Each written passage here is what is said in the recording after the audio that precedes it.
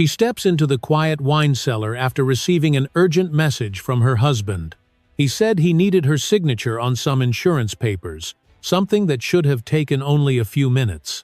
But the moment she walks in, the air shifts instantly. His mistress lunges forward, using her full strength to shove the pregnant wife into a marble counter, sending glass shattering and red wine spilling across her belly like a slap to her dignity. The entire room freezes. No one steps up, no one offers a hand. And then, from the far end of the hallway, a man in a black jacket appears, his eyes sweeping over the broken glass, the spilled wine, and the brutal truth staring back at everyone.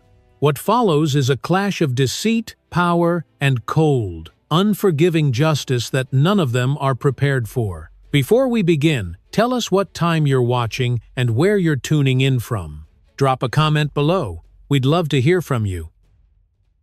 The sun hung low over Napa Valley, spreading a soft golden glow across the rolling vineyards that stretched for miles beyond Thornhill Vineyards Tasting Hall. Inside, the atmosphere buzzed with a warm, elegant energy. Guests swirled wine in crystal glasses, laughed beside polished oak counters, and admired the walls lined with vintage bottles aged longer than most marriages. The air carried a gentle mix of blackberry scent, oak barrels, and California evening breeze drifting through the open patio doors. Every detail felt cinematic, calm, and carefully curated. Ava Lancaster paused before stepping fully into the tasting hall. At 6 months pregnant, she had learned to move with caution. Her hand rested instinctively on her belly, feeling the faint flutter of the baby's movements beneath the soft blue fabric of her maternity dress. She had come here because Ethan, her husband, had sent her a message that sounded urgent. He said he needed her signature on the insurance papers for their home renovation. She hoped this meant he wanted to fix things between them, or at least speak calmly after weeks of cold distance. When she entered, several guests looked up, offering polite smiles. Some nodded in greeting, their expressions softening at the sight of her pregnancy. Others stepped aside kindly to give her space. She appreciated the small courtesies. They reminded her of the kindness she believed still existed in the world, even if her marriage had grown too quiet and strangely unfamiliar. She scanned the room for Ethan. He was not near the bar or the balcony. He was nowhere she could see. Her breath tightened slightly. That was when Harper Vale noticed her. Harper stepped forward from a circle of well-dressed guests, her red dress clinging to her figure like something pulled from a magazine shoot. Her heels clicked gracefully against the wood floor as she approached, her eyes bright with a confidence that bordered on arrogance. Her lips curved into a smile that looked friendly at first glance, but Ava instantly felt the sting beneath it. "Ava," Harper said, as though greeting an old friend. "You made it." Ava managed a small nod. "I'm looking for Ethan. He told me to meet him here." Harper's smile grew sharper. "Oh, Ethan is around. But we should talk first." Ava hesitated. Harper had been appearing far too often in Ethan's business matters. A new consultant, a new collaborator, always around, always smiling at him in ways that felt wrong to Ava's instincts. She had brushed off those feelings again and again, refusing to believe her marriage had fallen into something so ugly.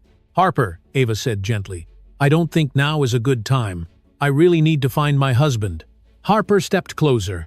Too close. The scent of expensive perfume pushed into the space between them. "You'll see him soon enough," Harper murmured. "But before that, there's something you need to understand." A prickle of unease rose across Ava's skin. Guests nearby continued their conversations, unaware that tension was rising in the center of the room. A server carrying a tray of wine paused briefly, watching the exchange with curiosity, but then moved away as if afraid of intruding. Ava kept her voice steady. "I don't want trouble. I'm just here to talk to Ethan." Harper laughed under her breath, a low, amused sound.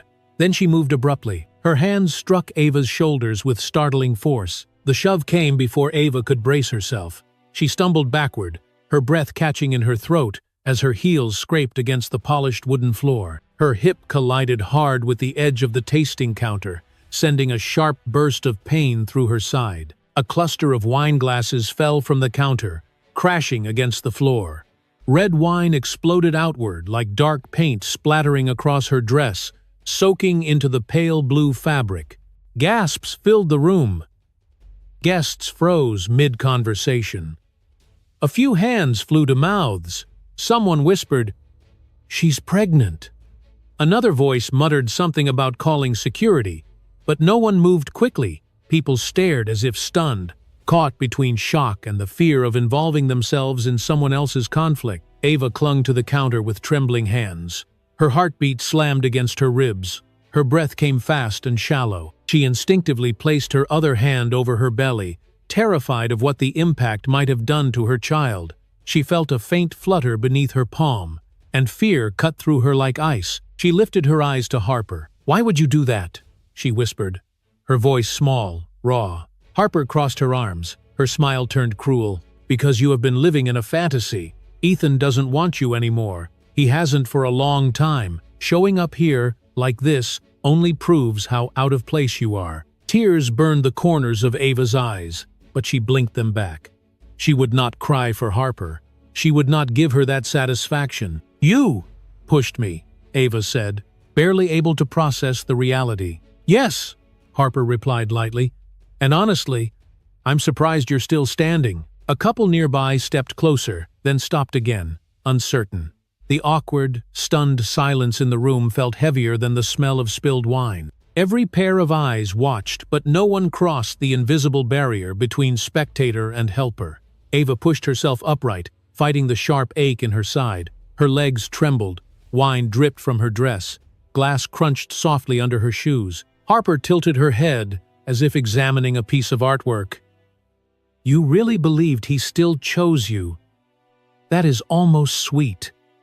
Something inside Ava broke at that moment, not in a way that shattered her spirit, but in a way that exposed the painful truth she had been avoiding for months. She had felt the distance growing between her and Ethan. She had sensed the coldness, the secrecy, but she had clung to hope because she believed in marriage, in vows, in loyalty. Now, facing Harper's malice, she understood how alone she had been. Her throat tightened, but she straightened her spine.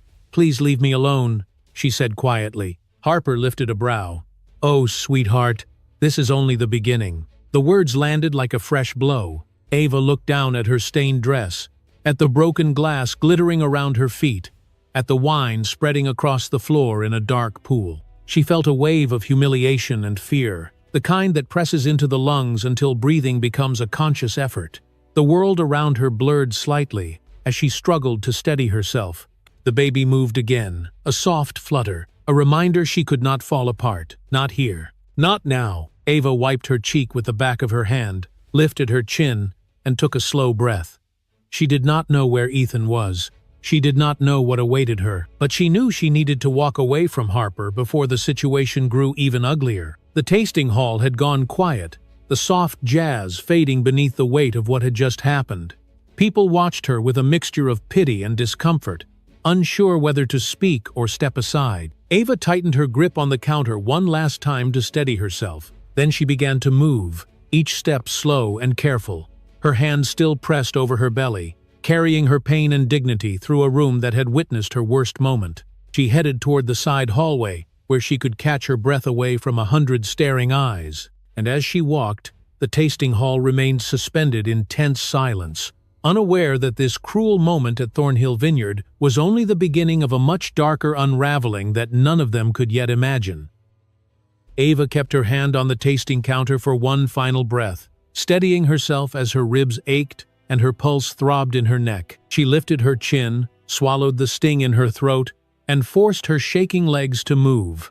One step, then another. Her hand remained pressed against her belly, guarding the tiny heartbeat inside her, as she guided herself toward the side hallway. Anything to escape the stares, the whispers, and the heavy silence that seemed to cling to her skin like smoke. The hallway felt cooler than the main tasting hall, lit by sharp white lights instead of the warm gold glowing over the vineyard.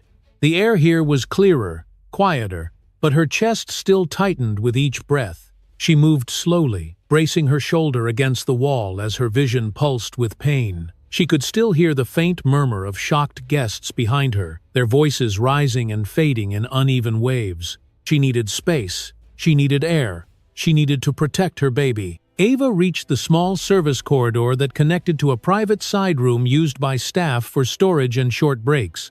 The door was half open, revealing a narrow room lined with shelves of linens, supply boxes, and a small metal chair in the corner. She slipped inside, closed the door behind her, and leaned her back against it. Only then did she let herself shake. Her breath trembled, her eyes burned. The sting from Harper's shove radiated down her spine and into her lower belly. Panic pushed against her chest like a rising tide. She slid a hand over her side, trying to gauge whether she felt any unusual pain. The baby nudged her softly. The faint movement steadied her. She whispered, barely audible, "It's okay, little one. I'm here." A tear rolled down her cheek. She wiped it away quickly, as if ashamed to even let the moment touch her. Outside the door, she heard footsteps, fast, purposeful, and she knew who they belonged to before the door even creaked open. Harper stepped inside without knocking. The red dress looked even bolder in the harsh white light of the room, and the contempt in her eyes sharpened in the confined space. She closed the door with her heel as if she owned the building. Ava straightened immediately, instinctively shielding her belly. Harper glanced around the room with mild disgust. They really should upgrade this space. It feels like something from a budget motel. She looked back at Ava. Then again, it suits you. No? Ava swallowed hard. Please, just leave me alone. That would be too easy, Harper replied, folding her arms casually. You embarrassed yourself out there. Now you want to run off and hide. That is not how this works. Ava's voice cracked. I did nothing to you. Harper laughed softly, stepping forward. You existed. That is enough. Her eyes traveled down to Ava's stomach, lingering with a coldness that made Ava's breath hitch. It must be so exhausting, carrying a child for a man who does not want you. Ava's face tightened. She felt the words like daggers. You don't know anything about my marriage. Oh, sweetheart, I know more than you think. Harper moved closer, circling Ava like a predator, patiently choosing where to bite. Ethan has been unhappy for a long time. I listened to him. I supported him. I was there when he felt trapped by you, and I will be there when he finally cuts himself free. Ava's fingers dug into her dress as she fought the urge to collapse into the nearest chair. She had sensed Ethan drifting away, but hearing Harper say it so clearly made her ribs feel too tight. Tears rose again, but she refused to let them fall. Stop, Ava whispered. Just stop. Harper's voice softened, but her cruelty did not. You think I pushed you because I lost control. No, I pushed you because you needed to understand. She leaned in, her perfume almost suffocating. You will not win. He does not want the burden anymore. Ava's vision blurred for a moment. The room felt too small, too bright, too sharp. She reached for the metal shelving to steady herself. If something happens to my baby because of you, Harper rolled her eyes. Nothing will happen. Pregnant women fall all the time. She flicked a piece of broken glass stuck to the hem of Ava's dress. Besides, you should have watched where you were going. Ava's breath caught. You pushed me. Mon. And you fell, Harper said simply. Maybe you should work on your balance. A sound escaped Ava, somewhere between disbelief and pain. She held her belly tighter, feeling the faintest quiver inside. She whispered again to her child. Stay with me, please. Harper sighed dramatically. Look at you, holding your stomach like a shield. You think that makes you strong. It makes you pathetic. Ava looked up sharply, anger flaring in her chest. It surprised her. It gave her a sliver of courage she had forgotten she possessed. You don't get to talk about my child. Harper raised a brow. Or what? Ava took a slow breath, steadying her trembling voice. Or I'll walk out of this room right now, and you won't get another word from me. Harper studied her for a moment, then smirked. Walk out. But remember this. You are alone. Ethan will not defend you. He will not choose you. And the sooner you accept that, the better. Oh! Ava felt the words strike deep, but she held her ground. She pushed off the shelving and took one careful step toward the door. Harper stepped aside but kept her eyes locked on Ava's face. Run along. Clean yourself up. Try to look less broken when you see him. Ava felt her stomach twist. She moved past Harper, gripping the door handle. Her fingers trembled as she opened it. Outside, the hallway felt colder than before, the sterile lights humming faintly above her. She stepped out, breathing shakily, fighting the heaviness pressing on her chest. She walked a few steps before pausing. Her body ached. Her belly tightened. The humiliation clung to her like a stain she could not wash away. She wanted to collapse, but she refused to. Not here, not in front of Harper. Behind her, Harper's voice drifted out casually. "Good luck, Ava. You're going to need it." Ava closed her eyes for a moment, swallowing the hurt. She placed both hands gently over her belly, whispering again to the only soul who depended on her. "I'm okay. We're okay." She forced her feet to move. One slow step at a time, she continued down the hallway, her breath uneven, her heart wounded, her mind spinning in a storm of fear and confusion. The polished floor reflected her shaky silhouette as she moved toward the brighter intersection of the corridor. Her legs felt heavier with each step, but she kept going. She had to. She could not fall apart until she reached a place where the walls would not echo the sound of her breaking. Just before she reached the end of the hallway, she heard a door further ahead click open, followed by the familiar cadence of footsteps she knew all too well. A cold shiver slid up her spine. Someone was coming, someone she could not avoid. And with that single sound, the hallway tightened around her, signaling the moment she dreaded most. Ava lifted her head, bracing herself. A cold tremor slid down Ava's spine as she stood in the narrow hallway, her hand pressed against the wall for balance. The footsteps grew clearer, echoing softly over the smooth floor. Each step seemed to tighten the air around her. She knew that rhythm. She had lived beside it for years. She had once found comfort in its sound. Now it made her pulse twist painfully inside her chest. She steadied her breath and lifted her chin, trying to hold herself together. A cold tremor slid down Ava's spine as she stood in the narrow hallway, her hand pressed against the wall for balance. The footsteps grew clearer, echoing softly over the smooth floor. Each step seemed to tighten the air around her. She knew that rhythm. She had lived beside it for years. She had once found comfort in its sound. Now it made her pulse twist painfully inside her chest. She steadied her breath and lifted her chin, trying to hold herself together. The deep red wine streaked across the pale blue fabric, almost looked like blood. His jaw tightened, not in fear or guilt, but in irritation. "Ava," he said. Just her name. Flat. Empty. She swallowed hard. "Ethan, I was looking for you." "I can see that," he replied, glancing at her damp hem as if she were a nuisance someone had spilled on a carpet. "What happened to you?" Ava opened her mouth, then hesitated. She wanted to say the truth. She wanted to tell him Harper had pushed her without warning. She wanted him to show even a flicker of concern for their child. But the memory of Harper's smirk, her words, her confidence, all made Ava pause. Would he even care? She placed her hand over her belly. "There was an incident in the tasting hall. Someone pushed me. I fell against the counter." Ethan's eyes narrowed, not with shock but annoyance. "You caused a scene." The words cut through her like a blade. Ethan Lancaster appeared at the end of the hallway. He walked with the same confident stride he used in every boardroom and public event, but there was no warmth in his eyes. His black suit jacket was unbuttoned, revealing a crisp white shirt underneath. His tie was loosened, as if he had been drinking or growing impatient for hours. His expression held no sign of worry, no hint of concern that his pregnant wife had just been shoved to the floor. His gaze fell on her stained dress first. "I didn't trip. She did it on purpose." Ethan exhaled sharply, as if bored by the explanation. "You always exaggerate. If something happened, you probably misunderstood it. You tend to do that." Ava felt her knees weaken. For a moment she thought she might collapse again, but she caught herself against the wall. "You're not even going to ask if the baby is okay," she said in a trembling voice. He did not answer. Instead, Ethan reached into the inside pocket of his suit jacket. He pulled out a slim stack of papers, neatly clipped together. He held them out toward her. Ava stared at them, her chest tightening. "What is that?" "Divorce papers," Ethan replied calmly, as though discussing a routine business contract. "It is time we stop pretending this marriage still works."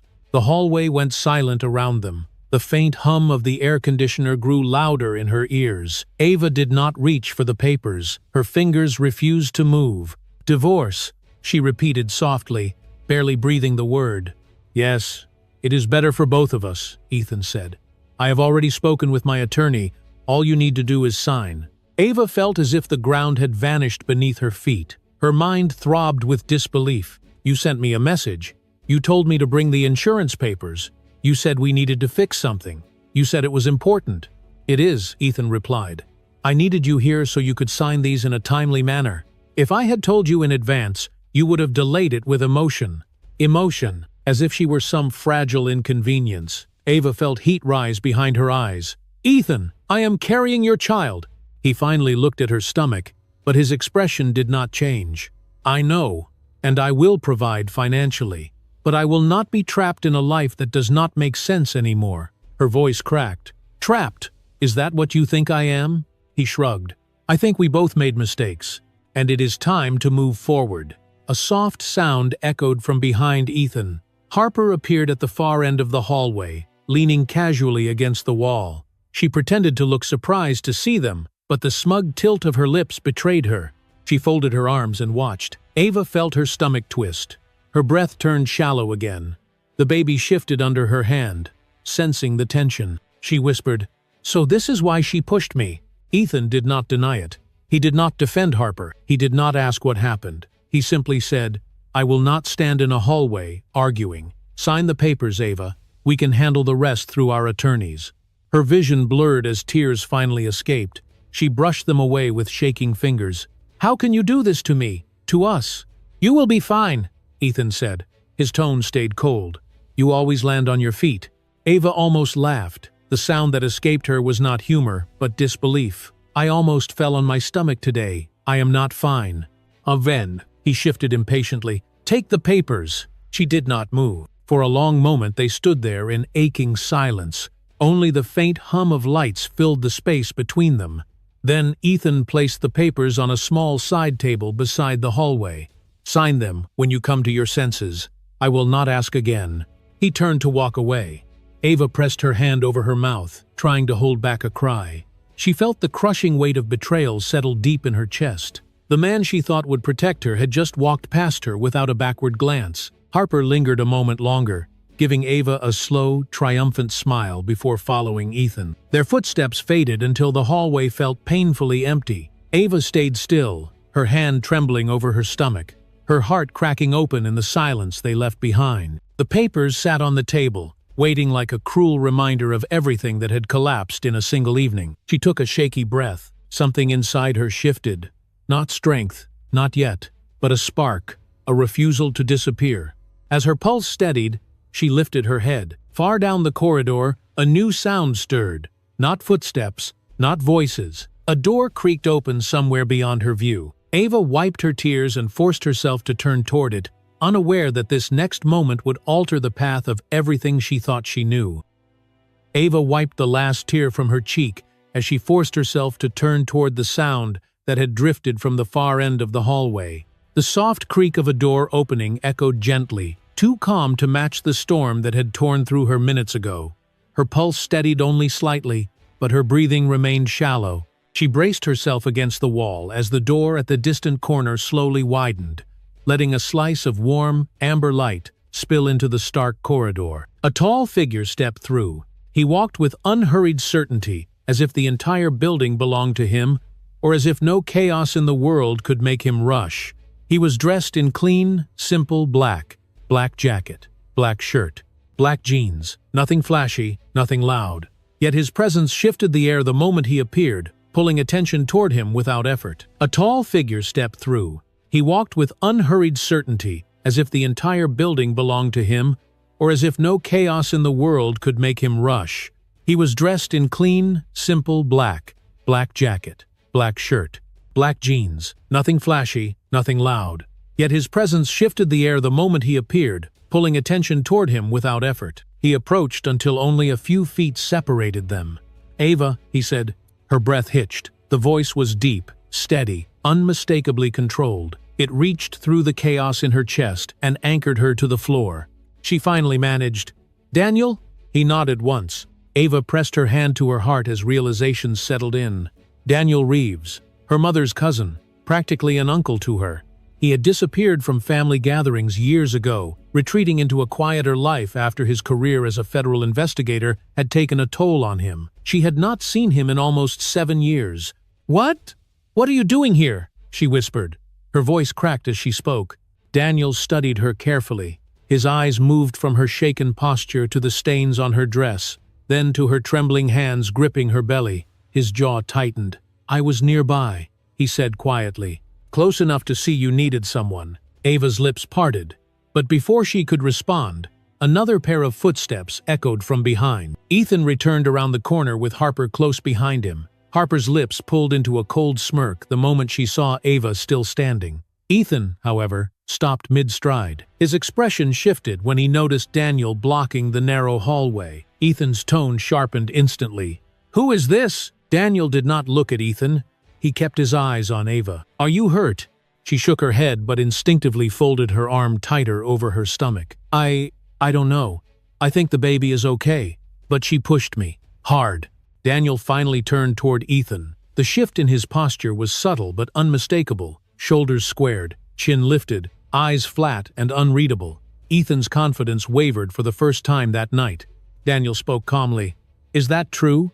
Ethan scoffed. "This is none of your business. Whoever you think you are, you should stay out of our marriage." "That is not how you answer the question," Daniel replied.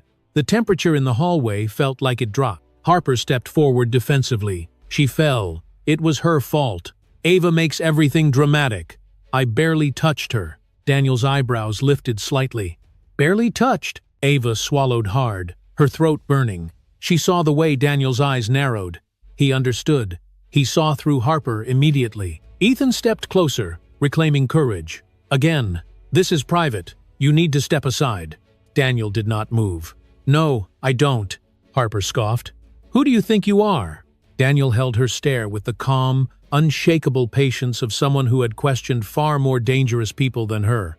Someone who has known Ava her whole life. Someone who cares if she and her child leave this place safely. "Mo." Harper opened her mouth, then closed it, unsure why her voice suddenly refused to form words. Daniel turned back to Ava. His tone softened.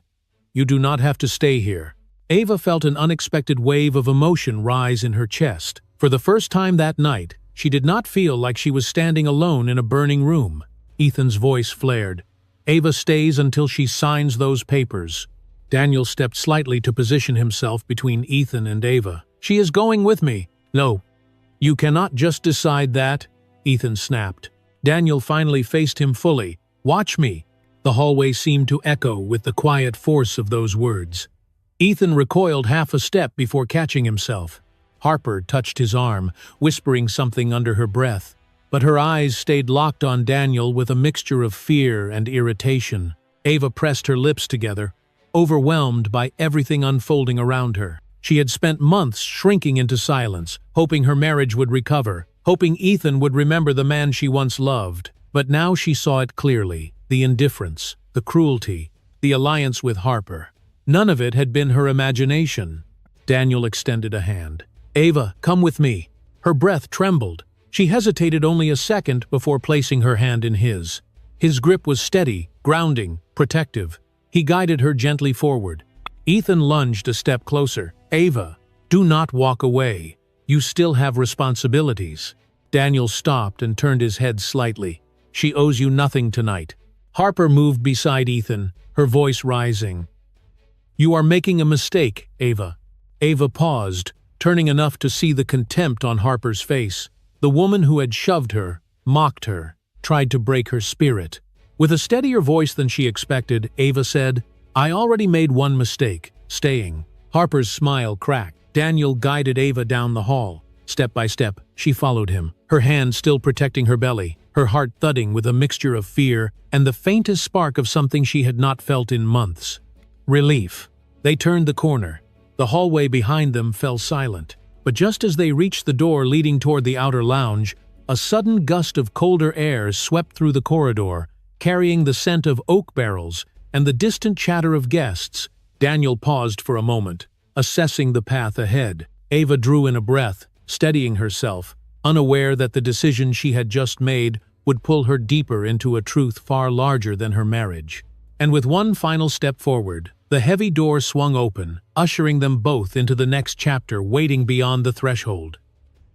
Daniel guided Ava through a service door near the side corridor, his hand steady around her arm as if he feared she might collapse. The vineyard's small medical room sat tucked behind the main tasting hall, hidden from guests who preferred glamour over the sight of cold metal counters and emergency supplies. The moment he opened the door, a sterile scent of alcohol wipes and stored linens filled the air. Daniel guided Ava through a service door near the side corridor, his hand steady around her arm as if he feared she might collapse. The vineyard's small medical room sat tucked behind the main tasting hall, hidden from guests who preferred glamour over the sight of cold metal counters and emergency supplies. The moment he opened the door, a sterile scent of alcohol wipes and stored linens filled the air. "Oh!" Ava lifted the hem of her dress slightly and exhaled when she saw that the stains were only wine, no red that mattered. "The baby moved earlier," she whispered. "I think that is good." "It is, but do not assume everything is fine just because you feel movement. You need to calm down." Daniel crouched in front of her. "Start from the beginning. Tell me exactly what happened." Ava brushed hair from her face with trembling fingers. "Harper walked up to me like she wanted to talk. She acted friendly at first. Then she pushed me hard. I fell against the counter. I hit my side." Her voice faltered. "I could have landed on my stomach." Daniel listened without interrupting.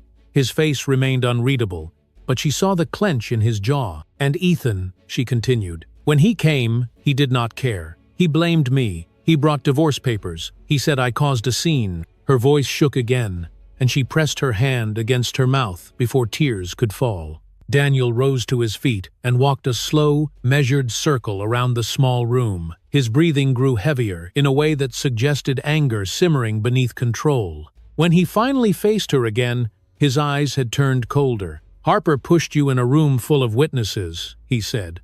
"And Ethan brought divorce papers. On the same night." He crossed his arms. "That is not coincidence." Ava blinked.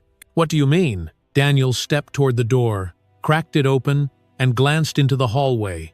When he returned, his voice dropped lower, more calculated. "People do ugly things when money is involved, and Ethan would not make a move like this unless he believed it would benefit him." Ava stared at him. "You think he planned it?" "I think something is off." Daniel picked up a folded towel from the counter, handing it to her so she could wipe her face. "There is timing, behavior. The fact that Harper felt bold enough to touch you tells me she thought she had protection. People do not escalate unless they believe someone is backing them." Ava's stomach twisted. "But why? What would Ethan gain?" Daniel tilted his head, sorting possibilities like a man trained to follow patterns. "Power, control, assets. You are carrying his child. That gives you leverage. In a bad marriage, leverage becomes a threat." Ava closed her eyes, overwhelmed. She had suspected Ethan of drifting away, of being unfaithful, but she had never imagined him capable of something calculated, something cruel. Daniel moved toward the small medical cabinet on the wall. He scanned it, not looking for supplies but for something else. His fingers brushed the latch, and he opened it. Behind the bandages and disinfectant bottles, a small security camera had been fixed into the corner with a discreet black casing. Ava's breath caught. "There is a camera in here. In most medical rooms," Daniel said. "Staff accountability, guest safety." He pointed toward it. "But look closely. The light is off." Ava leaned forward. "What does that mean?" Daniel stepped onto a chair to look at the device more carefully. He clicked the side panel. "Nothing. No response. No power." "It means someone shut it down," he said. A chill crawled up Ava's arms. "Before I came in here, before the tasting event even started," Daniel replied. "Security cameras do not go off on their own, especially not in a vineyard that charges $800 for a reservation." He stepped down, the chair squeaking beneath his weight. "I want to check the hallway cameras too." He walked toward the door and opened it enough to scan the ceiling of the corridor. Ava watched his face shift again, tightening with suspicion. "The hallway camera is dark," he said. Ava's stomach dropped. "Both of them? Are you sure?" "Yes." He closed the door and leaned against it, thinking, whoever did this wanted no footage. Someone took the time to turn off multiple feeds in areas where you would walk. Ava pressed her hand to her chest. "Ethan, he told me to come here. He told me to bring documents. He told me the location." Daniel gave a slow nod. "Then he also knew where you would be standing, and he knew Harper would be there." Ava's pulse throbbed painfully as pieces she had ignored for months began falling into a clearer shape. Ethan's distance, his controlling tone, his sudden secrecy, Harper's presence. Now this. "Daniel," she whispered. What do I do? He pulled his phone from his pocket but did not turn it on immediately. He stared at the blank screen for a long moment, thinking. Ava had seen her parents talk about Daniel with a mix of gratitude and sadness. Security cameras do not go off on their own, especially not in a vineyard that charges $800 for a reservation. He stepped down, the chair squeaking beneath his weight. I want to check the hallway cameras too. He walked toward the door and opened it enough to scan the ceiling of the corridor. Ava watched his face shift again, tightening with suspicion. The hallway camera is dark, he said. Ava's stomach dropped. Both of them. Are you sure? Yes. No. She nodded, wiping her face again. Okay. Daniel finally unlocked his phone. His fingers moved with precision, scrolling through contacts until he reached someone he clearly trusted. He hesitated only a moment before tapping the call button. Ava watched him, her heart pounding. Who are you calling? A colleague, Daniel said quietly. Someone who still owes me a favor. Someone who knows how to access things that do not want to be found. Aldi. Ava felt a mixture of fear and relief settle into her chest.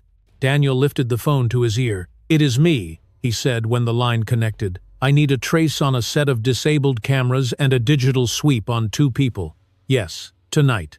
He listened for a few seconds, then nodded. Good, send me everything. He ended the call and turned back to Ava. You are not crazy, he said softly. And you are not wrong. Something bigger is happening here. No, she nodded, wiping her face again. Okay. Daniel finally unlocked his phone. His fingers moved with precision, scrolling through contacts until he reached someone he clearly trusted. He hesitated only a moment before tapping the call button. Ava watched him, her heart pounding. Who are you calling? A colleague, Daniel said quietly. Someone who still owes me a favor. Someone who knows how to access things that do not want to be found. Aldi. Ava felt a mixture of fear and relief settle into her chest. Daniel lifted the phone to his ear. It is me, he said when the line connected. I need a trace on a set of disabled cameras and a digital sweep on 2 people. Yes, tonight. He listened for a few seconds, then nodded. Good, send me everything. He ended the call and turned back to Ava. You are not crazy, he said softly. And you are not wrong. Something bigger is happening here. The walls of the small medical room vibrated with distant noise. At first it sounded like nothing more than a crowd shifting direction. Then the voices grew louder, sharper, tinged with alarm. Daniel stiffened. Ava's fingers tightened around the edge of the cot as she looked toward the door. What is happening out there? She whispered. Daniel lifted a hand gently. Stay here, I will check. Before she could protest, he slipped into the hallway. Ava listened to the faint click of the door closing behind him, then the buzz of the corridor. Her stomach tightened. Every instinct inside her told her that whatever was unfolding beyond those walls was connected to her, to Harper, to Ethan, to everything waiting to unravel. She let out a shaky breath and pressed her hand to her belly. You are okay, she whispered, more to steady herself than anything else. The baby moved softly beneath her palm, and she closed her eyes to gather strength. Moments later, the door opened again. Daniel stepped inside with a look that told her the situation had grown worse. There is a commotion in the tasting hall, he said. Someone shared a video. People are talking. Ava blinked. A video. Yes, someone caught Harper pushing you. It seems they recorded it on their phone. Ava's breath stopped for a moment. A wave of relief and dread collided inside her chest.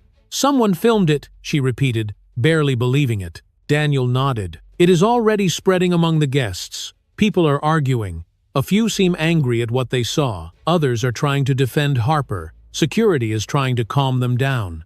Ava covered her mouth. Her eyes shimmered with emotion she had held back all night. Someone actually helped. Not intentionally, Daniel replied with a steady voice. But they did. And that video changes everything. He paced the small room, hands behind his back, deep in thought. His mind moved in calculated patterns, as if fitting pieces of a puzzle that had finally begun to make sense. Daniel, Ava said softly. What now? We wait for my colleague to send information about the cameras, he said. But the video means we have leverage. It shows motive. It shows aggression. It shows Harper is lying. He looked at her. And once something hits a crowd, it rarely dies quietly. Someone will leak it. Ava blinked slowly. So the truth might come out. No, Part of it, Daniel said. He stopped pacing. But we need the rest. Before Ava could ask what he meant, his phone vibrated. He grabbed it quickly, scanned the message, and his expression sharpened. That was fast, he murmured. He typed a response with swift, practiced movements, then locked the screen. The cameras were intentionally shut down 30 minutes before you arrived. That is confirmed. Ava felt her blood run cold. So it was planned. Yes, Daniel said. And my colleague traced the command source. It was made using a private staff access code. Her voice trembled. Whose code? He looked at her closely. Ethan's. Ava pressed a hand to her lips. Tears welled but did not fall. Her chest tightened until she struggled to pull air in. The betrayal that had shattered her earlier now took shape with terrifying clarity. It was not just emotional abandonment. It was not just an affair. It was intentional harm. Someone she trusted had created a situation where she could have lost her child. Daniel stepped closer. Ava, breathe. She inhaled slowly. Her throat burned with the weight of truth. He wanted this, she whispered. He wanted something bad to happen. Not necessarily, Daniel said carefully. But he wanted control. And disabling cameras means he thought ahead. It means he knew Harper might confront you. It means he wanted no record of the confrontation. That alone is serious. Ollie. Ava closed her eyes and let a tear slip down her cheek. I feel sick. Daniel placed a steady hand on her shoulder. You are safe right now. That is what matters. She nodded, though the knots in her stomach remained tight. Suddenly, voices echoed again from the tasting hall. Louder this time. Aggressive. A woman's angry shout pierced through the noise. Daniel moved toward the door instinctively. Stay here, he said. This might get worse before it gets better. But before he could step out, the medical room door swung open. A staff member entered, breathless and visibly shaken. She was a young woman in a vineyard uniform, with her hair tied back tightly, holding a phone in her hand. Sir, ma'am, I am sorry to interrupt, she said quickly, looking between them. You need to know. The video of what happened is already on social media. Ava froze. Already. The staff member nodded. Someone posted it a few minutes ago. It is spreading fast. People are messaging their friends outside. I heard 2 guests trying to call reporters. Daniel processed this with a calm expression, though Ava saw the tension in his jaw. Thank you, he said. That is helpful. The staff member hesitated. Her eyes softened when she looked at Ava. I saw what happened, she whispered. I am so sorry. Ava swallowed and managed a quiet, thank you. The staff member stepped back and shut the door behind her. Ava turned to Daniel with uncertainty. Is this bad or good? Daniel considered the question carefully. It is both. Good because it gives us evidence. Bad because Ethan and Harper will move faster now that the story is spreading. Ava drew a shaky breath. They will try to spin it. They always do. Yes, Daniel agreed.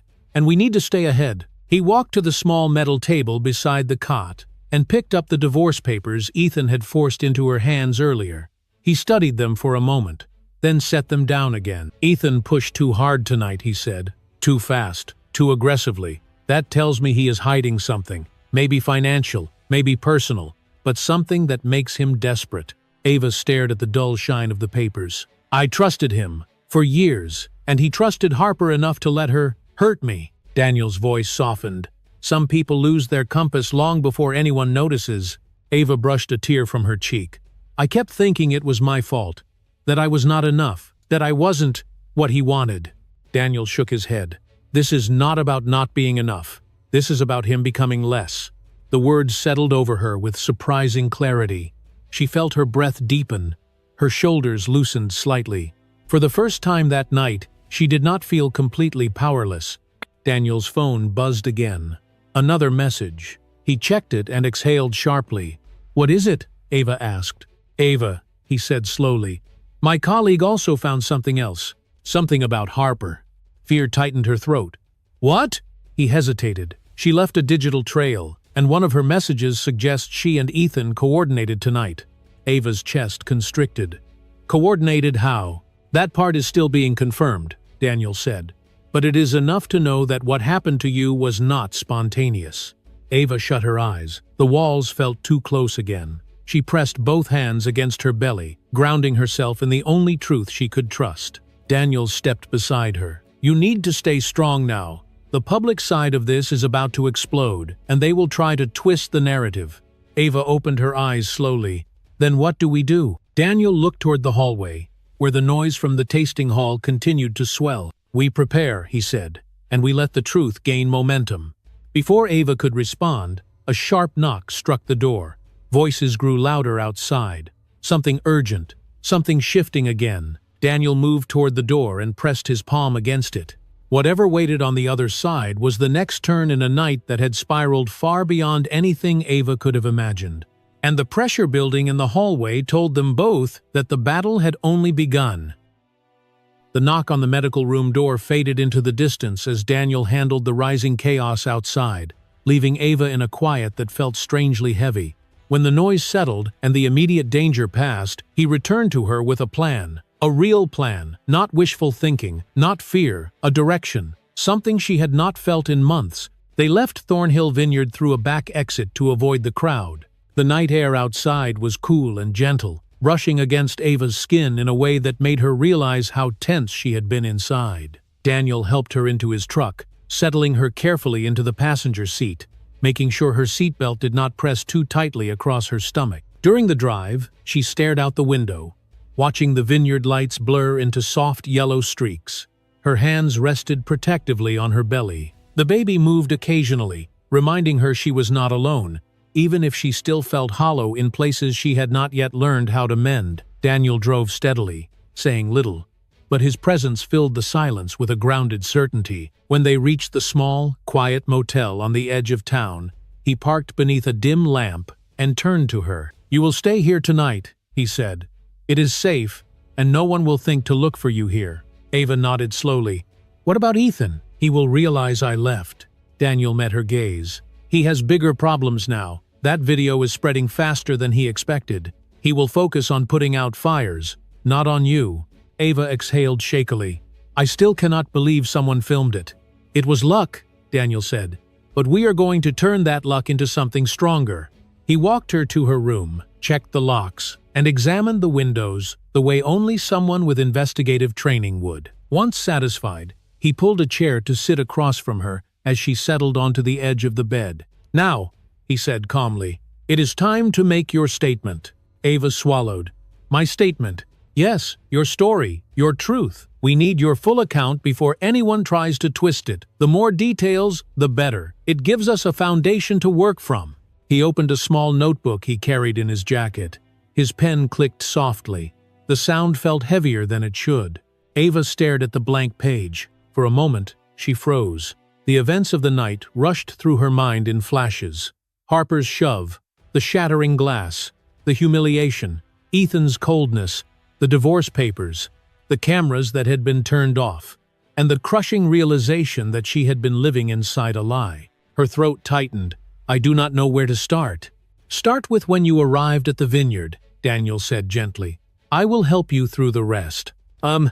Ava pulled in a deep breath, closed her eyes for a moment, and began to speak. As the story poured out, Daniel listened without interrupting. His pen moved with steady precision. Occasionally, he asked a short question to clarify a timeline or detail. Ava realized how much she remembered, how much she had silently endured, how many small signs she had ignored because she had wanted so badly to believe her marriage could be repaired. When she finished recounting everything from the moment she received Ethan's message to the instant Daniel had appeared in the hallway, she felt drained. But she also felt lighter, as if speaking the truth aloud had loosened something wrapped too tightly around her chest. Daniel placed the notebook on the table beside him. "Good. This helps." Ava whispered, "It hurts." "I know," he said softly, "but hurt is not the same as helpless." "You will." She looked down at her stomach, feeling a gentle roll beneath her palm. For a moment, she forgot everything except the tiny life inside her. She pressed both hands gently around the curve of her belly and closed her eyes. A soft whisper left her lips. "We are going to be okay, little one." The baby moved again, as if responding. Tears pricked at the corners of her eyes, but these were not the same tears she had shed earlier. They felt different, warmer, braver. Daniel stood and walked to the window, peeking through the curtain as if ensuring no one had followed them. When he returned, he took the chair again and leaned forward. "You need a lawyer," he said. "A real one. Someone who is not afraid to confront Ethan and whatever mess he created." Ava nodded. "Do you know someone?" "I do," Daniel replied. "Her name is Marissa Hale. Smart, sharp, and unforgiving when it comes to protecting victims." He paused. "And make no mistake, Ava, you are a victim, but you will not stay one." Ava felt a quiet strength rising inside her. "I want to meet her." "You will," Daniel said. "Tomorrow." He handed her a bottle of water. "For now, you need rest. But before you sleep, there is something you should hear." Ava's brows tightened. "What is it?" Daniel looked her directly in the eyes. "You were manipulated, controlled, gaslit. Ethan isolated you long before tonight. You need to understand that none of what happened is your fault. Not the distance, not the coldness, not his cruelty, not Harper's actions. People like them thrive when the person they are hurting blames themselves." Ava stared at him, her chest tightening. She had told herself variations of that truth before, but hearing it spoken so clearly brought a rush of emotion she could not contain. She covered her face with both hands. "I thought if I could just be better, if I could just keep the peace." "That is what they wanted," Daniel said. "Because a silent partner is easier to control." Ava lowered her hands slowly. She looked at her reflection in the darkened window. She barely recognized herself. But for the first time, she felt a shift, a spark, a small flame forming inside her that had nothing to do with anger and everything to do with survival. "I do not want to be silent anymore," she said. Daniel nodded firmly. "Good." He gathered his notebook and stood. "I will be in the room next door if you need anything. Lock your door and rest." Ava rose slowly, walked to the door, and turned the lock with a soft click. She leaned her forehead against the wood for a moment, letting the sound settle in her chest like a tiny anchor. When she returned to the bed, she sat down with care, one hand cradling her stomach. The baby shifted again, calming her. "You and me," she whispered again. "We are going to get out of this."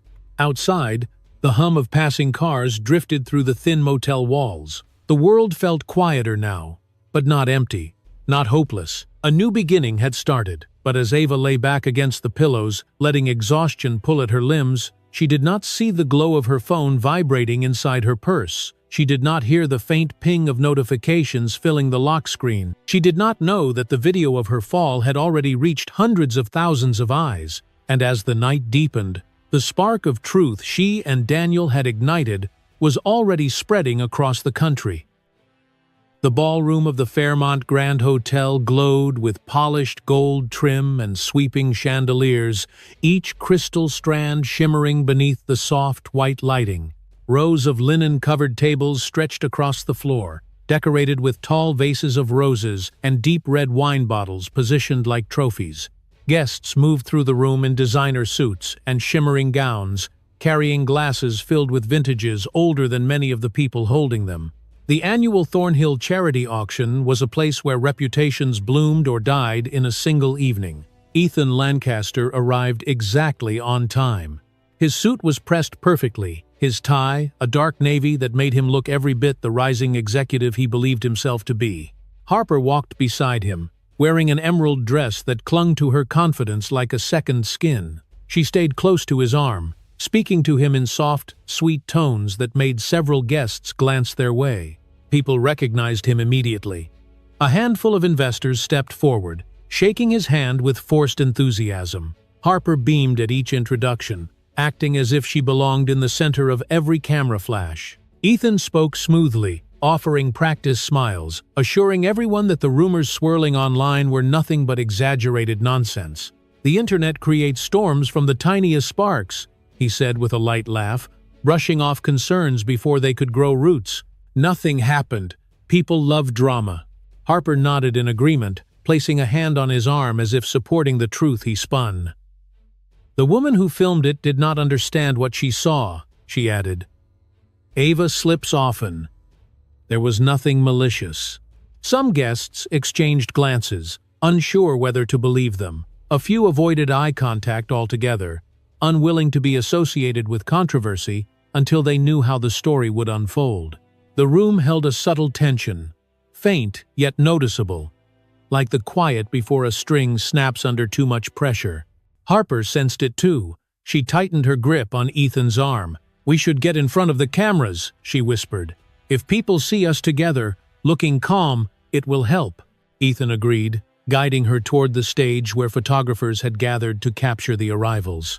They posed beneath the glowing auction banner, smiling with overly bright composure. Each flash of light illuminated Harper's flawless expression and Ethan's calculated poise. But 3 floors above them, behind the heavy curtains of the technical balcony, Daniel Reeves watched the ballroom with narrowed eyes. He stood beside a technician who appeared increasingly nervous with each passing minute.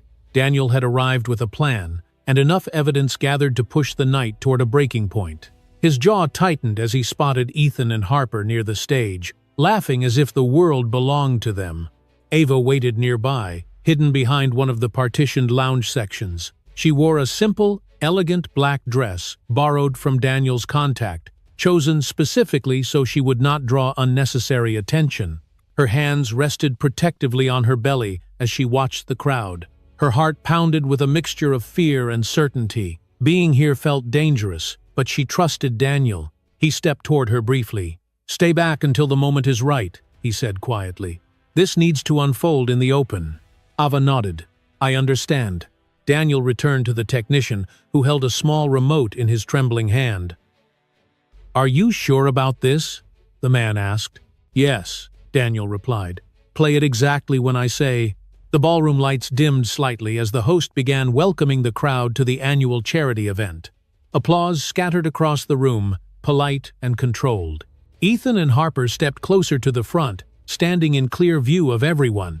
The host spoke warmly about the vineyard, the community, the importance of charitable giving, and the joy of celebrating luxury wine. But as he shifted toward the main announcement, Daniel gave a slight nod. "Now," he whispered. The technician pressed the button. Every screen in the ballroom blinked. The auction graphics faded. The Thornhill logo dissolved. And then the video began. The footage was shaky, clearly filmed from a phone. At first, some guests looked confused. But within seconds, the room fell silent. On screen, Ava appeared in the tasting hall, her blue dress glowing beneath the warm lighting. Then Harper stepped toward her, smiling with a cruelty that needed no translation. The shove played clearly. Glasses fell. Ava stumbled. Wine splashed across her stomach. The sharp gasp of guests in the background echoed perfectly in the ballroom, now watching it all unfold. A stunned quiet filled the space. No one moved. Ethan's face drained of color. Harper froze, her lips parted, eyes wide. Someone in the crowd covered their mouth. Another whispered, "My God." The shove replayed automatically on loop, the moment repeating like a damning heartbeat. Each replay tightened the grip of outrage around the room. People murmured, some angry, some disgusted. Others stared at Ethan and Harper with visible shock. Harper backed away from the screen, shaking her head. "Turn it off," she whispered. "Turn it off now." Ethan grabbed her arm. "Stay calm, we can explain." But the panic in his voice betrayed him. A man in the crowd shouted, "She is pregnant! You shoved a pregnant woman!" Another added, "This is assault." Harper stumbled back a step. Her confidence shattered in seconds. Ethan tried to regain control. "This video is misleading. Taken out of context. Ava fell, that is all." Daniel appeared at the front of the room then, stepping through a side entrance with purposeful steps. Ava followed behind him, her presence turning whispers into stunned silence. The sight of her, carrying herself with quiet dignity despite what she had endured, struck the crowd harder than the video itself. Ethan stared at her. "What are you doing here?" Ava said nothing. She simply looked at him with a steady, unwavering gaze. Before another word could be spoken, the ballroom doors swung open. Several men and women in dark suits stepped inside, badges held high. "Federal Bureau of Investigation," the lead agent announced. His voice boomed through the ballroom. "Ethan Lancaster, you are under arrest for financial fraud, obstruction of justice, and evidence tampering." Gasps erupted. Harper's knees gave out, and she collapsed against a chair. "This is a mistake!" she cried. "No, this cannot be happening. Can you?" Ethan paled as 2 agents seized his arms. "Wait, you do not understand. I can explain. This is not real." Daniel stepped closer, standing beside Ava, his voice steady and cold. "It is real, Ethan, and you brought it on yourself." Ethan turned toward Ava, his face twisted with shock. "You did this to me." Ava shook her head. "No, you did this to yourself." The agents began escorting Ethan out. Cameras from guests recorded every second. Voices rose through the ballroom in a mix of outrage, questions, and vindication. Harper reached for him, sobbing, "Ethan, say something." But Ethan did not look back. As the doors closed behind the agents, silence settled again. The tension felt electric, heavy with consequence. Ava gripped Daniel's arm for support. Her breath trembled, but her voice held steady when she said, "It is finally happening." Daniel nodded. "The truth always pushes through eventually." Ling. Before Ava could respond, a new wave of murmurs spread through the crowd. Reporters were already arriving at the entrance, rushing inside with raised cameras. The night was not finished. Something much bigger was beginning. Federal Courtroom 12B was colder than Ava expected. The air carried the familiar chill of large government buildings, a chill that clung to concrete, old carpet, and walls, lined with framed photographs of judges who had long retired or passed away. The fluorescent lighting overhead cast a pale brightness across the polished wooden railings and rows of fixed seats. Every detail felt distant and sterile, except for the weight in Ava's chest. Daniel stood beside her as she entered the room, guiding her toward the front row. Her black dress fit comfortably around her belly, now noticeably rounder than it had been the night of the vineyard incident. She held her hands gently over the curve, her fingers laced together to calm her nerves. Today mattered. Today the world would hear what had been done to her. The courtroom slowly filled. Local reporters claimed the left side of the seats, their cameras lowered until the judge allowed recording. Members of the public took the rest, murmuring quietly, many of them older, many with the solemn expressions of people who believed in the justice system and had lived long enough to see both its failures and triumphs. Ava felt their eyes on her, but not with judgment, with concern, with empathy, with something she had rarely felt in recent months. "Support," the bailiff announced. "All rise." Everyone stood as Judge Alden Carrington, a man in his early 70s with silver hair and sharp blue eyes, stepped to the bench. His presence commanded the room before he even spoke. He took his seat and nodded for everyone else to do the same. "Bring in the defendant," the judge said. A hush swept across the courtroom as Ethan was escorted inside, wearing a county-issue suit that failed to hide the exhaustion on his face. His once carefully styled hair now hung slightly unkempt. His wrists remained cuffed until he reached the defense table. Harper sat behind him with her own attorney, her hands trembling in her lap, mascara already smudged beneath her eyes. Ava inhaled slowly. Seeing Ethan like this felt surreal. Once he had been the man she trusted with everything. Now he was the man who had orchestrated her humiliation, who had endangered her child, who had tried to erase her voice. The clerk began reading the charges against him.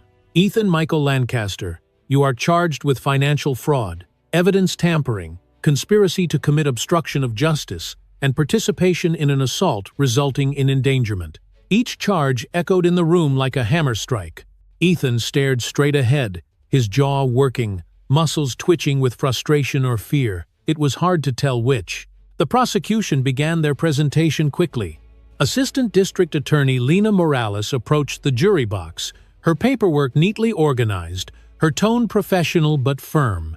"Ladies and gentlemen of the jury," she began, "you will see that the events at Thornhill Vineyard were not isolated. You will hear testimony that the defendant conspired with an associate, Miss Plang, Harper Vale, to create a confrontation that would place Mrs. Ava Lancaster in harm's way. You will see evidence that security cameras were disabled with Mr. Lancaster's private code.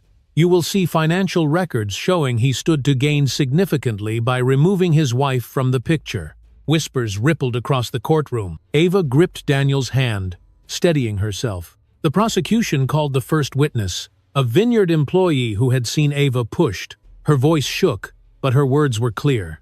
She identified Harper. She described Ava's pain. She described the shock that fell over the room. Then came the video. All screens in the courtroom flickered to life. The moment played in crystal clarity. Harper's shove, Ava's fall, the glasses crashing, the wine spreading across her stomach, the unmistakable sound of gasps. A collective inhale came from the jury box.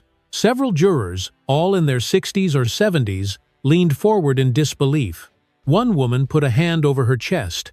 Judge Carrington watched with a tightened jaw, his expression unreadable but heavy with disapproval. When the video ended, the room fell silent. The prosecution continued, presenting the financial records next. Emails between Ethan and Harper appeared on the monitors, hidden accounts, transfers, discussions about closing loose ends, and making the transition easier. Ava's stomach turned. Seeing the words in black and white felt like another betrayal layered over the first. Defense attorney Richard Hale stood, adjusting his tie. "Your Honor," he began, forcing a confident tone, "these messages have been taken out of context. Mr. Lancaster was dealing with multiple business issues. The prosecution is twisting his words." But the judge remained unsmiling. When it was time for Ava to testify, Daniel helped her rise.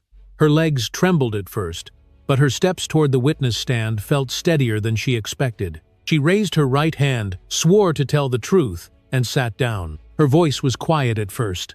"The night of the vineyard tasting, I believed I was meeting my husband to help with paperwork." She explained how Harper approached her, how the shove felt, how she feared for her child, how Ethan handed her divorce papers moments later. "I was scared," she admitted. "Not only for myself, but for my baby." Her voice broke slightly, but she did not stop. "I thought I had done something wrong. For months I believed that everything was my fault. Nothing happened. People love drama." Harper nodded in agreement, placing a hand on his arm as if supporting the truth he spun. "The woman who filmed it did not understand what she saw," she added. "Ava slips often. There was nothing malicious." Some guests exchanged glances, unsure whether to believe them. A few avoided eye contact altogether, unwilling to be associated with controversy until they knew how the story would unfold. When confronted with the recovered text that read, "Once she is out of the way, we can finally move forward," her face went pale. "I did not mean harm," Harper stammered. "I was pressured. Ethan told me to act." Ethan slammed his hand on the table. "That is a lie." The bailiff stepped forward. "Sir, you will remain silent." Judge Carrington leaned forward, eyes hard. "Mr. Lancaster, you will control yourself." By the end of the day, the case was clear. The jury returned after only 3 hours of deliberation. We find the defendant, Ethan Michael Lancaster, guilty on all counts, and the associate, Harper Vale, guilty of coordinated assault and conspiracy. Ethan's face collapsed. Harper broke into sobs.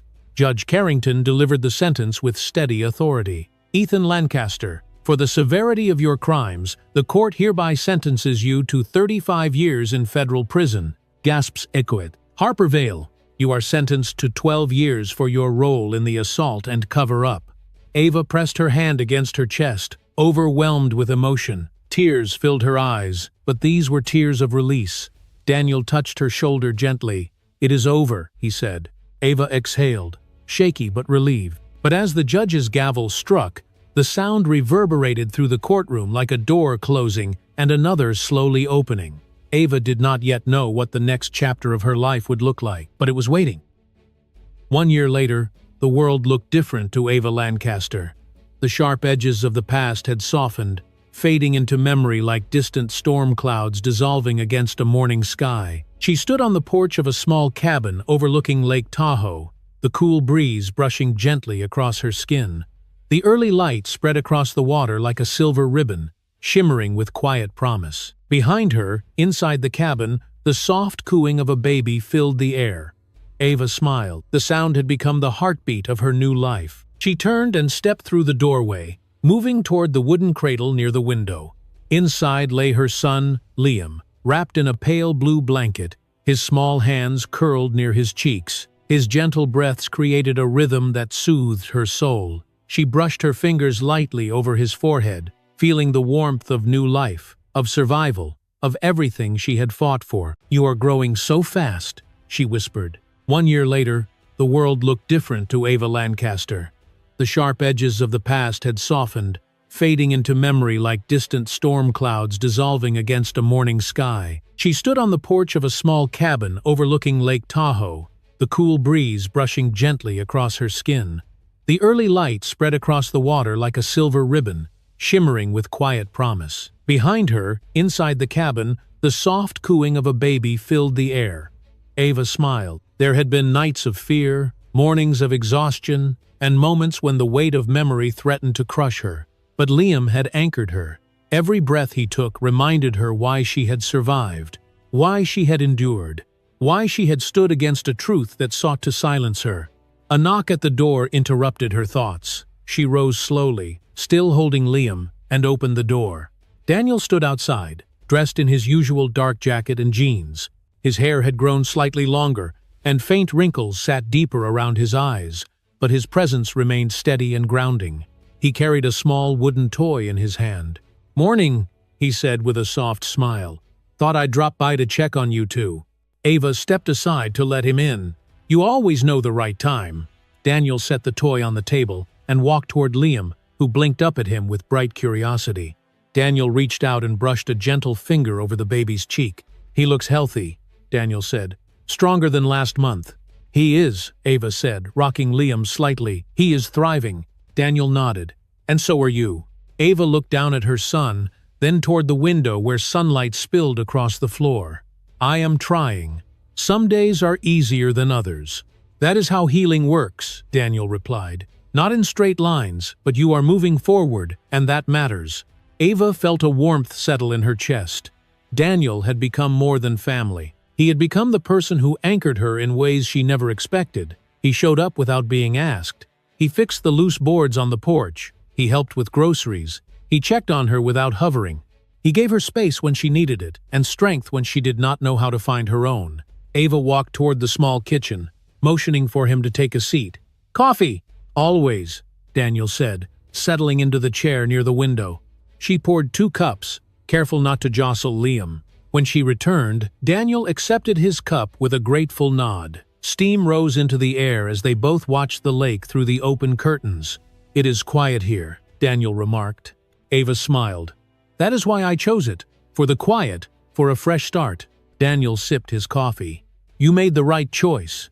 A few moments of comfortable silence passed before Ava spoke again.